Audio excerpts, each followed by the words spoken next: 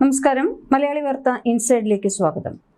പശ്ചിമേഷ്യയിൽ മാസങ്ങളായി തുടരുന്ന സംഘർഷം അവസാനിപ്പിക്കാൻ അമേരിക്കയും ഇറാനും തമ്മിലുള്ള സമാധാന കരാർ ഇന്ന് ഞായറാഴ്ച ഒപ്പുവെക്കുമെന്ന് US പ്രസിഡന്റ് ഡൊണാൾഡ് ട്രംപ്.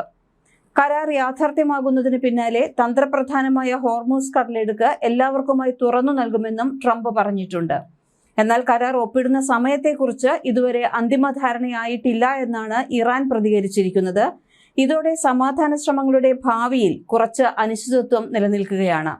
കരാർ ഒപ്പുവെച്ചാൽ ഉടൻ ഹോർമൂസ് എല്ലാവർക്കുമായി തുറക്കുമെന്നും അത് നടന്നില്ലെങ്കിൽ മറ്റു വഴികൾ മുന്നിലുണ്ടെന്നും ട്രംപ് മുന്നറിയിപ്പ് നൽകിയിട്ടുമുണ്ട്. ഇറാന്റെ ആണവ അവശിഷ്ടം നശിപ്പിക്കുമെന്നും ട്രംപ് പറഞ്ഞിട്ടുണ്ട്. ഇറാൻ ഗ്രാനൈറ്റ് പർവ്വതങ്ങൾക്കിടയിൽ ആഴത്തിൽ കുഴിച്ചിട്ടിരിക്കുന്ന ന്യൂക്ലിയർ ഡസ്റ്റ് പുറത്തെടുക്കുമെന്നും ഇറാനിലോ അമേരിക്കയിലോ വെച്ച് ഇത് ഇടിച്ചു നിരത്തി നശിപ്പിക്കുമെന്നും ട്രംപ് പറഞ്ഞു. അതേസമയം യുണൈറ്റഡ് സ്റ്റേറ്റ്സും ഇറാനും ചർച്ചകളുടെ അവസാന ഘട്ടത്തിലാണെന്നും കരാറിനായുള്ള ഒരു ഇലക്ട്രോണിക് ഒപ്പിടൽ ചടങ്ങ് നിശ്ചയിച്ചിട്ടുണ്ടെന്നും സ്ഥിരീകരിച്ചിട്ടുണ്ട്.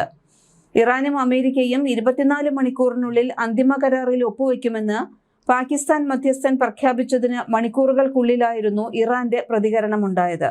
അമേരിക്കയും ഇറാനും തമ്മിലുള്ള സമാധാന കരാർ അടുത്ത 24 മണിക്കൂറിനുള്ളിൽ അന്തിമമാകുമെന്നും ഇലക്ട്രോണിക് ഒപ്പിടലിനായി പാകിസ്ഥാൻ മധ്യസ്ഥത വഹിക്കാൻ തയ്യാറെടുക്കുകയാണെന്നും പാകിസ്ഥാൻ പ്രധാനമന്ത്രി ഷെഹബാസ് ഷെരീഫ് എക്സിലൂടെ അറിയിച്ചിരുന്നു.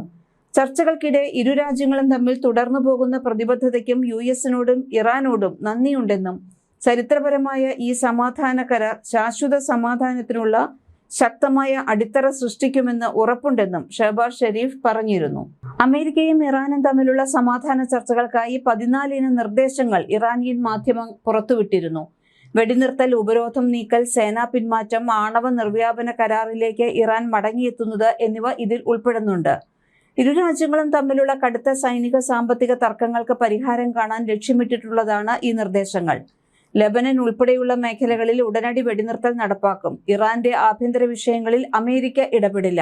ഇറാന്റെ അതിർത്തി പരിധികളിൽ നിന്ന് അമേരിക്കൻ സേനയെ പിൻവലിക്കണം എന്നിവയാണ് ധാരണാ പട്ടികയിലെ പ്രധാന കാര്യങ്ങളെന്ന് മെഹർ ന്യൂസ് ഏജൻസി റിപ്പോർട്ട് ചെയ്തിട്ടുണ്ട്. ഇറാനെ വലിയ സാമ്പത്തിക പ്രതിസന്ധിയിലാക്കിയ നാവിക ഉപരോധവും എണ്ണ ഉപരോധവും 30 ദിവസത്തിനുള്ളിൽ അമേരിക്ക നീക്കം ചെയ്യുമെന്നും ഇതിൽ വ്യക്തമാക്കുന്നു. പകരമായി തന്ത്രപ്രധാനമായ ഹോർമൂസ് കടലിടുക്ക് 30 ദിവസത്തിനകം തുറന്നുകൊടുക്കാൻ ഇറാനും സമ്മതിച്ചിട്ടുണ്ടെന്നും മാധ്യമ റിപ്പോർട്ടിൽ പറയുന്നുണ്ട്.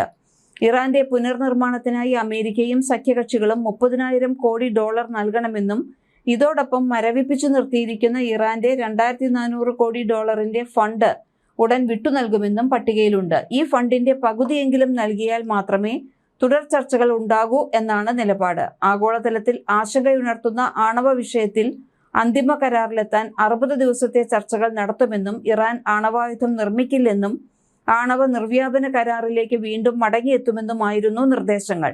എന്നാൽ കരാർ ഇന്ന് ഒപ്പിടാൻ സാധ്യതയില്ലെന്നും അടുത്ത ദിവസം അത് ഉണ്ടായേക്കുമെന്നും ഇറാൻ വിദേശകാര്യ മന്ത്രാലയ വക്താവ് ഇസ്മായിൽ ബഗായി വ്യക്തമാക്കിയിട്ടുണ്ട്. യുദ്ധ അറുതിയും ഹോർമൂസ് തുറക്കലും നാവിക ഉപരോധം പിൻവലിക്കലുമാണ് ഇടക്കാല ധാരണാപത്രത്തിലെ പ്രധാന വ്യവസ്ഥകളെന്നാണ് റിപ്പോർട്ട്.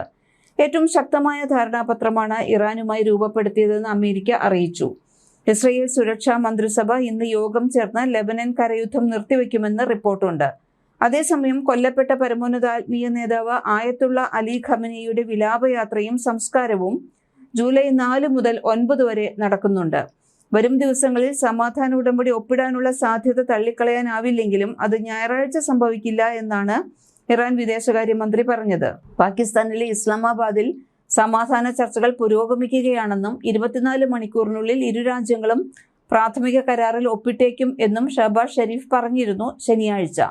ഇതിന് പിന്നാലെ ഇറാൻ പ്രതികരണമുണ്ടായത് ഞായറാഴ്ച ഉണ്ടാകില്ല എന്നാണ്. പക്ഷേ ഖമനിയുടെ സംസ്കാരത്തിന് മുൻപ് യുദ്ധം അവസാനിപ്പിക്കണം എന്നത് ഇറാന്റെ കൂടി ആവശ്യമാണ്.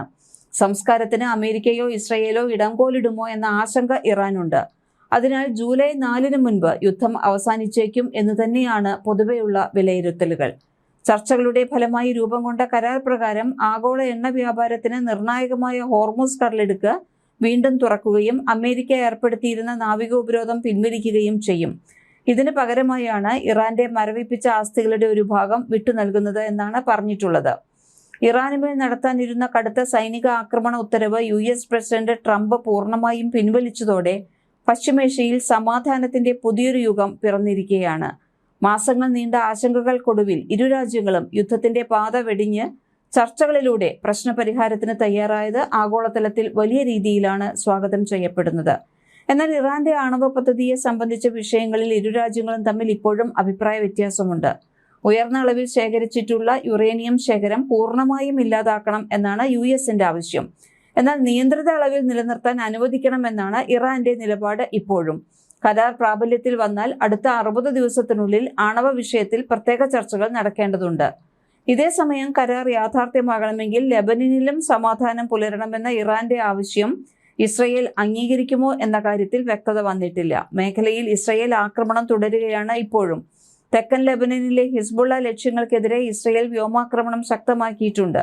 നിരവധി കേന്ദ്രങ്ങൾ ലക്ഷ്യമാക്കി ആക്രമണം നടത്തിയതായാണ് റിപ്പോർട്ടുകൾ. ആ രാജ്യത്തിനു നേരെയുള്ള ആക്രമണങ്ങൾ അവസാനിപ്പിക്കാതെ മേഖലയിൽ സമഗ്ര സമാധാനം സാധ്യമല്ലെന്നാണ് ഇറാന്റെ വാദം. എന്നാൽ ഹിസ്ബുള്ളയെ നശിപ്പിക്കാതെ മുന്നോട്ട് പോകാനാവില്ല എന്ന ഉറപ്പിലാണ് ഇസ്രയേൽ. ലെബനനിലെ സൈനിക നടപടികളിൽ മാറ്റമില്ല എന്ന നിലപാടിലാണ് ഇസ്രയേൽ ഇപ്പോൾ നിൽക്കുന്നത്. ഫെബ്രുവരിയിൽ അമേരിക്കയും ഇസ്രയേലും സംയുക്തമായി നടത്തിയ ആക്രമണങ്ങൾക്ക് പിന്നാലെയാണ് പശ്ചിമേഷ്യയിലെ സംഘർഷം ഗുരുതരമായത്. ഹോർമൂസ് കടലിടുക്കിലുണ്ടായ സംഘർഷങ്ങളും എണ്ണ ഗതാഗതത്തിലെ തടസ്സങ്ങളും ആഗോള ഊർജ്ജ വിപണിയെ വൻതോതിൽ ബാധിച്ചിട്ടുണ്ട്. സമാധാന കരാർ യാഥാർത്ഥ്യമായാൽ എണ്ണവിലയിലെ അനിശ്ചിതത്വം കുറയാനും പശ്ചിമേഷ്യയിൽ സംഘർഷം ശമിക്കാനും സാധ്യതയുണ്ടെന്നാണ് വിലയിരുത്തൽ. കരാർ സംബന്ധിച്ച പ്രഖ്യാപനങ്ങൾ മുമ്പും പലതവണ വൈകുകയും തടസ്സപ്പെടുകയും ചെയ്തിട്ടുള്ളതിനാൽ തുടർ നടപടികൾ നിർണായകമാകുമെന്നാണ് നയതന്ത്ര വൃത്തങ്ങൾ ചൂണ്ടിക്കാണിക്കുന്നത്.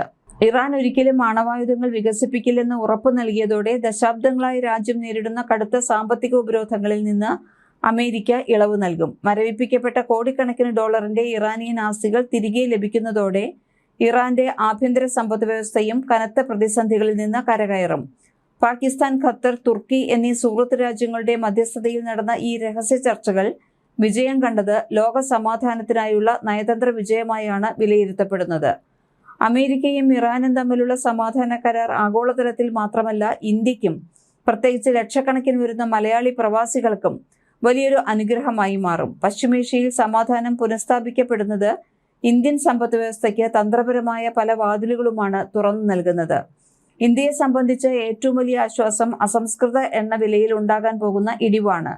ലോകത്തെ ഏറ്റവും വലിയ എണ്ണക്കടത്ത് പാതയായ ഹോർമൂസ് കടലിടുക്ക് സുരക്ഷിതമാകുന്നതോടെ രാജ്യാന്തര വിപണിയിൽ ക്രൂഡ് ഓയിൽ വില ഗണ്യമായി കുറയും.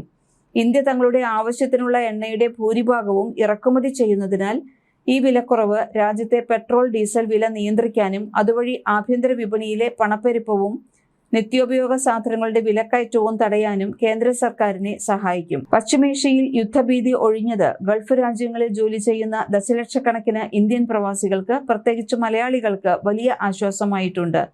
യുദ്ധമുണ്ടായാൽ ജോലി നഷ്ടപ്പെടുമോ, നാട്ടിലേക്ക് മടങ്ങേണ്ടി വരുമോ എന്ന ആശങ്കയിലായിരുന്ന പ്രവാസി സമൂഹത്തിന് ഈ സമാധാന അന്തരീക്ഷം തൊഴിൽ സുരക്ഷിതത്വം ഉറപ്പു നൽകുന്നു. മേഖലയിലെ സാമ്പത്തിക ഉണർവ് ഗൾഫ് രാജ്യങ്ങളിൽ പുതിയ തൊഴിലവസരങ്ങൾ സൃഷ്ടിക്കാനും പ്രവാസികൾ നാട്ടിലേക്ക് അയക്കുന്ന പണത്തിന്റെ അളവ് വർദ്ധിപ്പിക്കാനും കാരണമാകും. ഇത് കേരളത്തിന്റെ സമ്പദ് വ്യവസ്ഥയ്ക്ക് വലിയ കരുത്താകും. ഇതിനു പുറമെ ഇറാനുമേലുള്ള സാമ്പത്തിക ഉപരോധങ്ങൾ നീങ്ങുന്നത് ഇന്ത്യയുടെ വ്യാപാര മേഖലയ്ക്ക് ഊർജം നൽകും. ഇന്ത്യ നിർണായക നിക്ഷേപം നടത്തിയിട്ടുള്ള ഇറാന്റെ ചബഹാർ തുറമുഖത്തിന്റെ വികസനം ഇനി വേഗത്തിലാകും. ഇതുവഴി മധ്യേഷ്യൻ രാജ്യങ്ങളിലേക്കും റഷ്യയിലേക്കുമുള്ള ഇന്ത്യയുടെ വ്യാപാര പാത കൂടുതൽ സുഗമമാകും. കൂടാതെ ഇറാനിലേക്ക് ഇന്ത്യ കടത്തുന്ന ബസുമതി അരി, ചായ, മരുന്നുകൾ തുടങ്ങിയവയുടെ കയറ്റുമതി വൻതോതിൽ വർദ്ധിക്കാനും ഈ ചരിത്രപരമായ കരാർ വഴിയൊരുക്കും.